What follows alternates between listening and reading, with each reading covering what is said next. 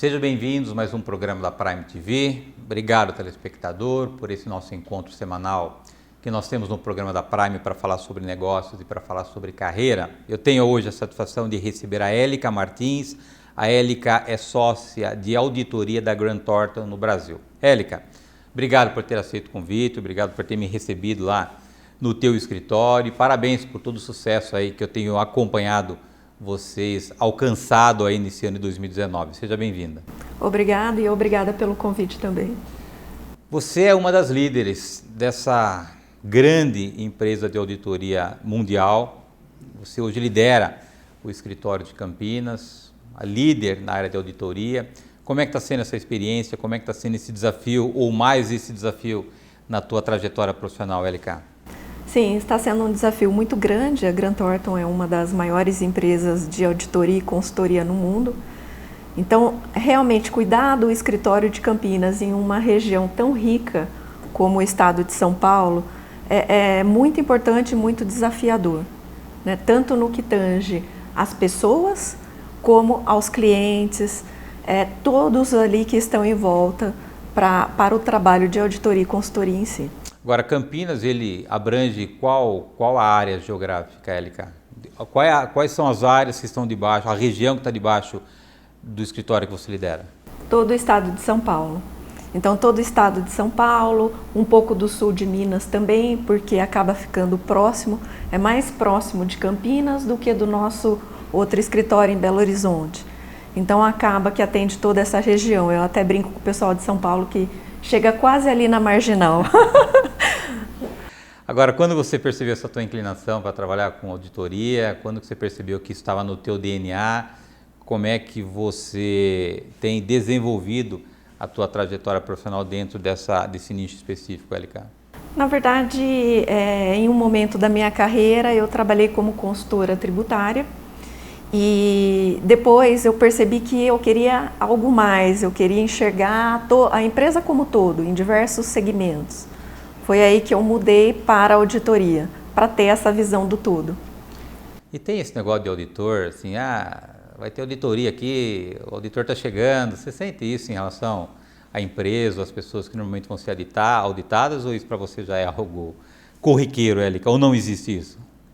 Existem algumas empresas, mas hoje, de fato, as empresas procuram os auditores muito mais para tentar fazer a coisa certa, né? Para tentar organizar, estruturar as empresas, principalmente as empresas de middle market e familiares. Então, elas estão preocupadas, sim, em o que tem de errado, mas estão muito mais preocupadas em tentar ajustar e arrumar a casa. Eu acho que isso é o mais importante. Então, de fato, quando eu chego, o pessoal fala, o auditor chegou, né? Mas, ao mesmo tempo, a pessoa consegue enxergar a vantagem e saber que o auditor está ali também para ajudar muitas vezes. Teve algum aumento no mercado de auditoria, Élica, dada tudo aquilo que a gente infelizmente tem acompanhado no Brasil? Eu percebo que tem muito se acelerado a questão do compliance, de conselho de administração.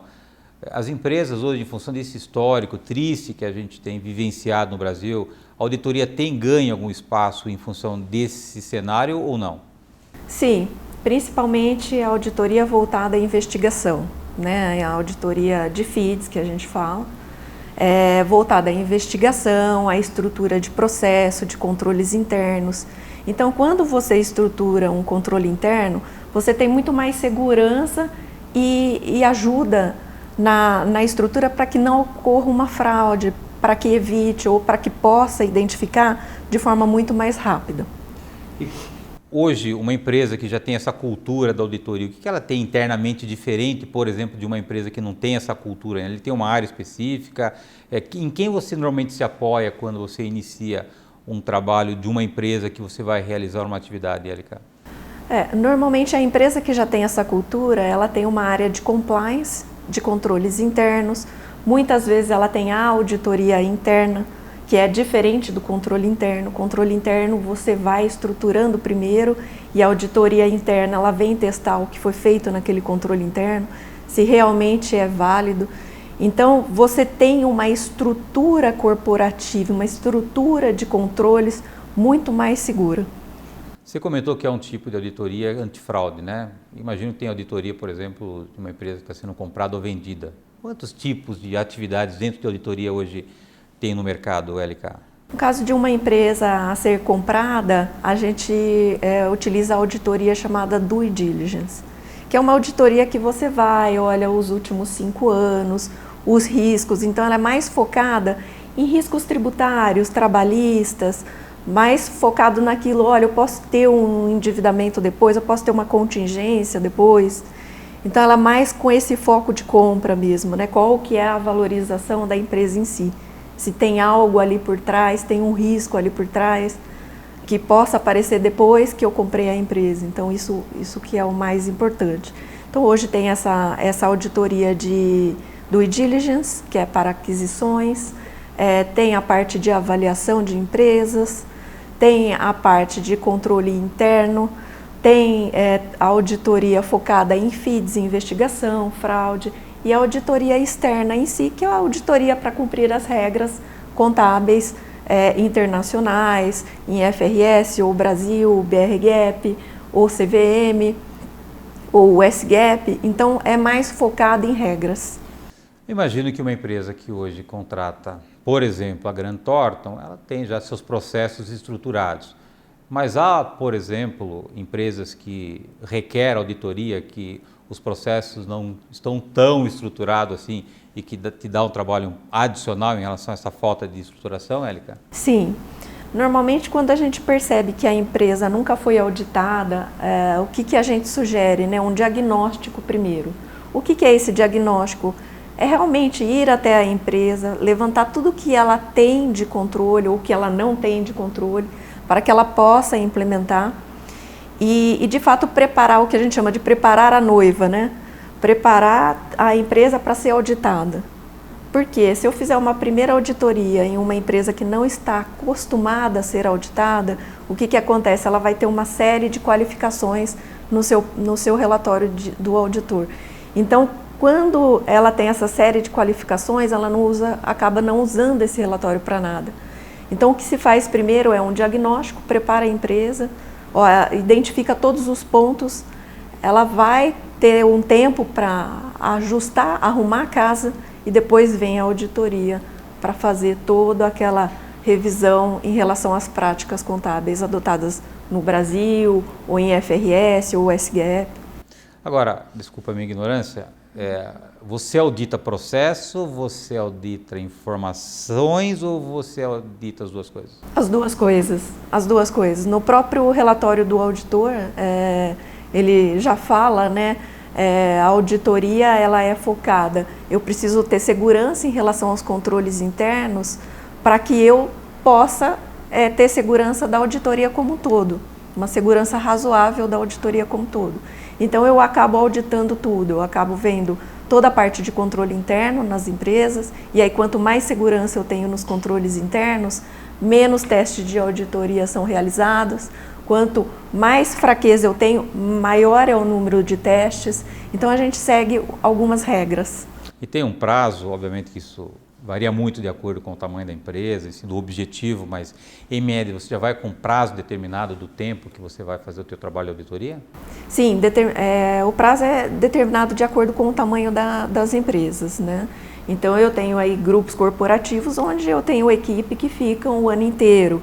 Eu tenho empresas menores, empresas muitas vezes familiares, na média de 3 visitas. Então eu tenho uma visita de planejamento, fazer todo o entendimento do negócio em si, os stakeholders daquela empresa, depois toda a parte de entendimento dos controles internos e antecipação de teste de auditoria e, por final, a auditoria como um todo, onde eu fecho todos os testes naquele período que foi determinado para a auditoria e assim o relatório de auditoria. E hoje, só para o nosso telespectador conhecer, tem algum perfil padrão hoje de empresas que demandam auditoria? Eu percebi que você falou das grandes, das familiares. Tem algum padrão? O que hoje está no radar, por exemplo, da Grant Thornton como um perfil de um cliente ideal dentro da estrutura e da especialidade de vocês, LK? Olha, hoje no perfil nosso, Ele é muito variado, né? Eu tenho desde startup até empresas, companhias abertas, listadas na bolsa, né? CVM ou até mesmo PCOB. Então, como eu tenho essa grande variação entre as empresas, tamanhos de empresas, no estado de São Paulo, eu acabo que atendo todos os níveis. Mas o nosso foco maior no estado de São Paulo é o middle market, são as empresas familiares. Muito bem, eu vou pedir a tua licença para um rápido intervalo. Na volta nós retomamos aqui o assunto com a Élica Martins, a Élica que é sócia de auditoria da Grant Thornton no Brasil. Nós voltamos no instante.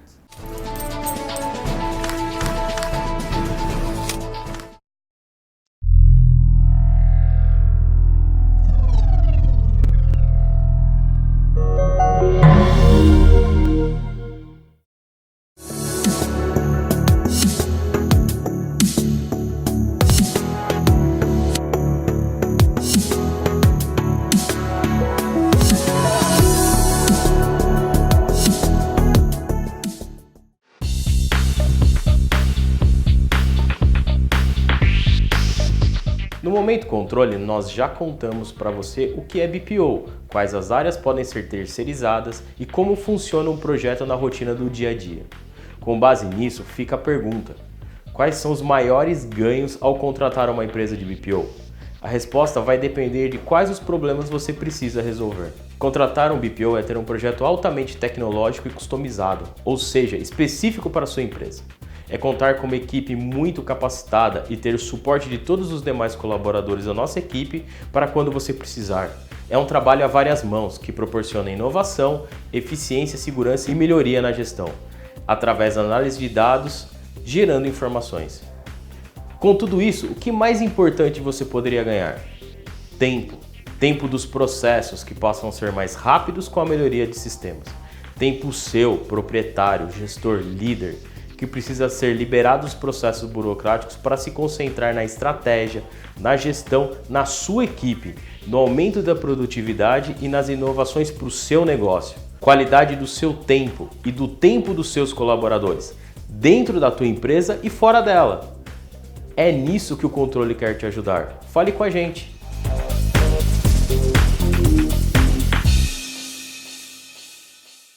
O Hospital Unimed Unidade Anchieta cresceu para atender você e a sua família com mais qualidade, conforto e segurança. Agora são cerca de 6.000 metros quadrados de área construída. Os leitos de UTI mais do que dobraram e os de internação triplicaram. Além disso, o Hospital Unimed Unidade Anchieta oferece uma equipe altamente qualificada e equipamentos de última geração. Unimed Jundiaí. Cuidar de você. Esse é o plano. Acesse o nosso site unimedjundiaí.com.br. Numa sociedade, quando você faz, por exemplo, que você comentou, um empréstimo bancário, normalmente os sócios assinam como avalistas. Mas tem uma coisa pior que isso. Dependendo do regime de casamento do proprietário da empresa ou dele e do sócio, o regime de casamento faz com que você tenha que explicar para sua esposa em casa que ela tem que assinar como avalista também o empréstimo bancário, que a empresa, que ela não tem nada a ver com isso, está precisando. E aí é confusão. Então, normalmente a gente dá uma consultoria, chama até o casal, quando o empresário é casado, obviamente, chamamos até a esposa, convocamos ela e explicamos que a mudança de regime de casamento se faz necessário para a proteção dela e não para excluí-la de um possível sucesso empresarial, muito pelo contrário, é para a proteção dela. Evita o aval dela em possíveis empréstimos ou na derrocada da empresa, ela contamina o CPF dela também.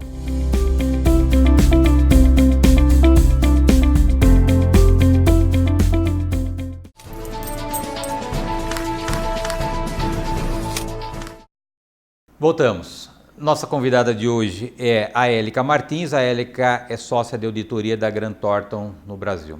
Élica, nós tivemos o nosso primeiro contato numa palestra que eu fui realizar lá no IBEF em Campinas, no Instituto dos Executivos de Finanças. Foi lá que a gente teve o primeiro contato.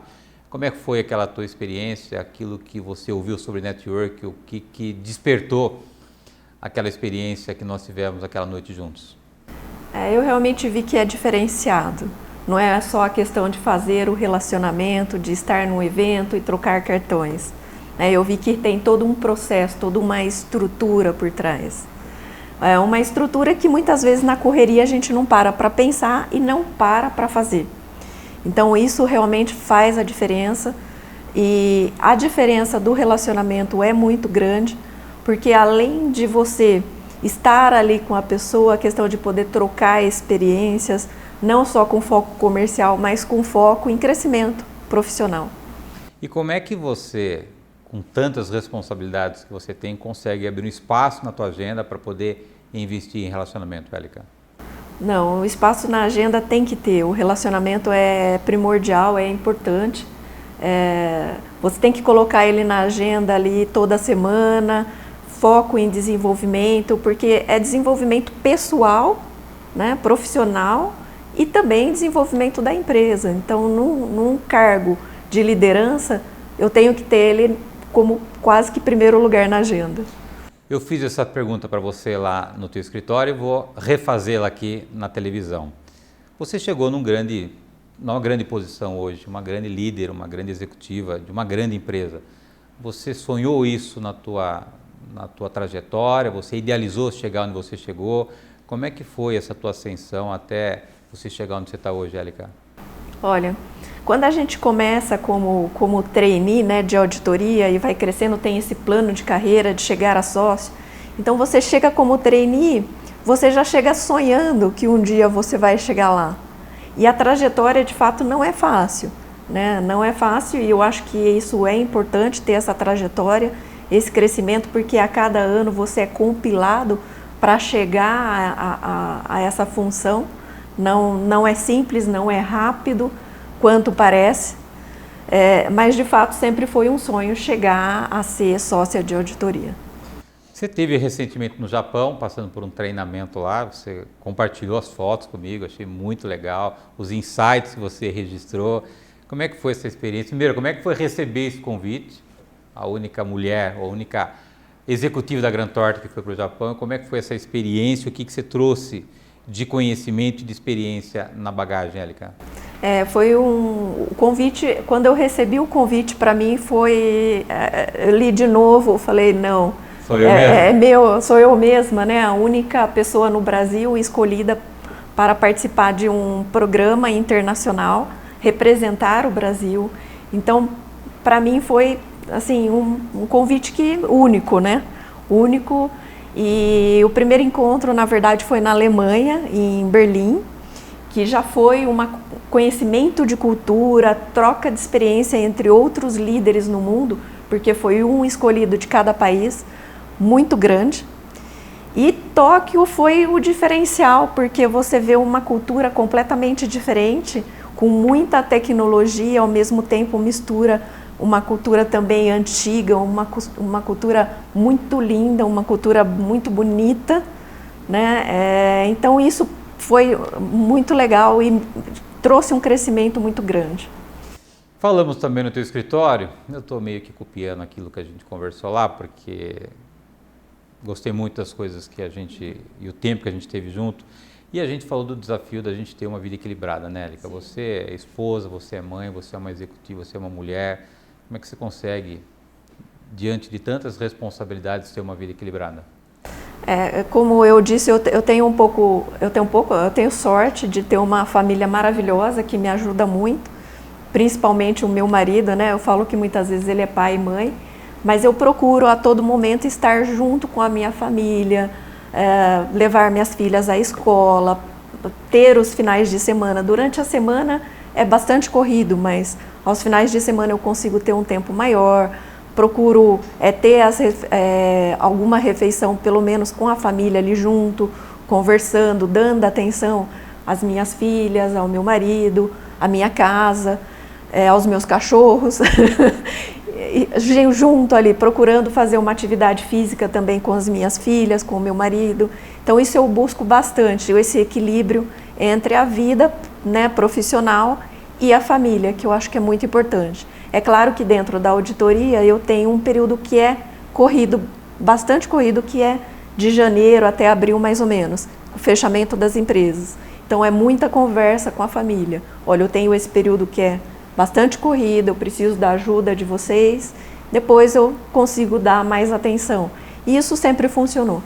Eu acho que a gente tem a consciência de que nós exercemos diversos papéis, acho que é o primeiro passo para que a gente possa, de fato, ter uma vida equilibrada. Não adianta você ter sucesso profissional e a tua família destruída, quer dizer, isso não vai funcionar, até porque nós somos a mesma pessoa, ainda que a gente tenha personagens diferentes. Eu acho que, e ter também um apoio da família, eu acho que é muito importante, a compreensão que tem momentos que, de fato, o trabalho vai nos consumir mais do que aquilo que a gente gostaria, mas faz parte do processo.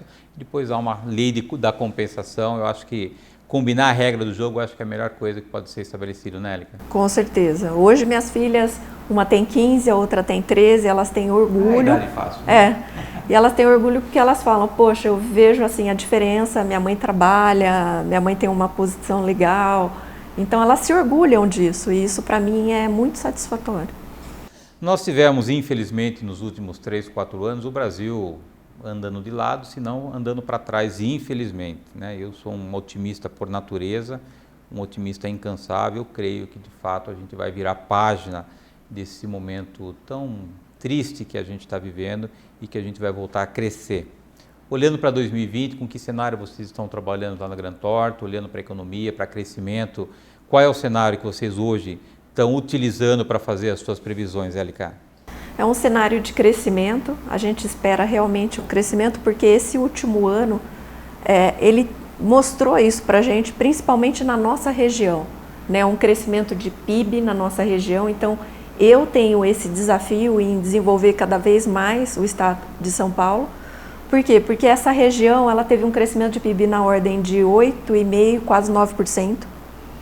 Então, a parte de indústrias, serviços, agronegócios, soja, a gente teve a maior produção quando comparado com os Estados Unidos, que sempre foi o maior, nesse ano de 2018. Então, a expectativa de crescimento para os próximos anos é muito grande e principalmente voltada ao middle market. E quando se fala em auditoria, qual é o melhor cenário para o teu negócio? É quando as coisas não estão boas ou quando as coisas estão bem? Quando as coisas estão bem. Quando as coisas não estão boas, ele acaba que retrai um pouco mais, né? A contratação, o nosso middle market no estado de São Paulo deixa a auditoria um pouco de lado.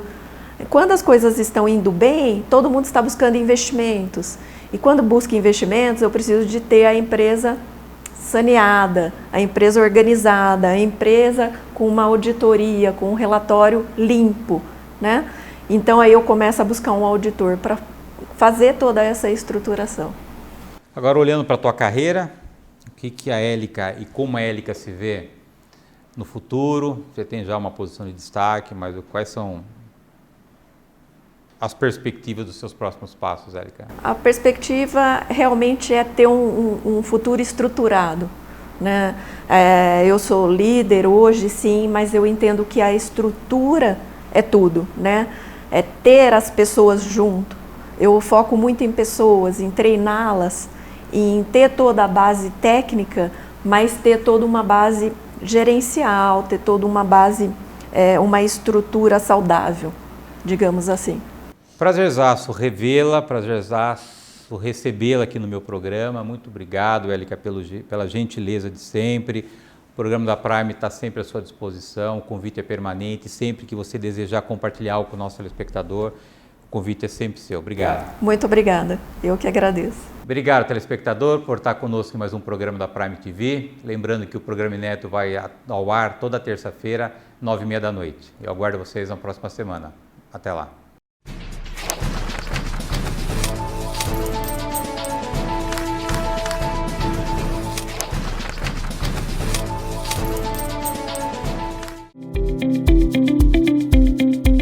Numa sociedade, quando você faz, por exemplo, o que você comentou, um empréstimo bancário, normalmente os sócios assinam como avalistas.